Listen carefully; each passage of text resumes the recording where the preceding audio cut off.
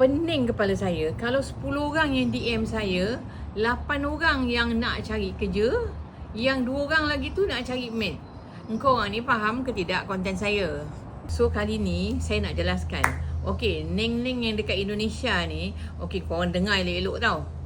Walaupun nama agensi ni ialah Agensi Pekerjaan Al-Amin Sendirian Berhad, tapi tujuan utama agensi ni ialah untuk menyalurkan pembantu-pembantu rumah kepada majikan-majikan terutamanya di Semenanjung Malaysia. Bukannya ambil neng-neng daripada Indonesia ni sesuka hati dan hantar pada majikan-majikan dekat Malaysia ni. Kalau neng-neng dekat Indonesia ni DM saya setiap hari pun, kita tak boleh buat apa-apa.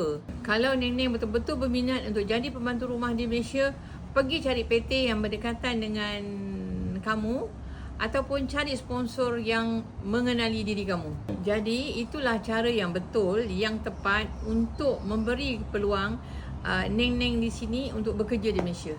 Saya dalam bidang ni dah berkecimpung hampir 40 tahun.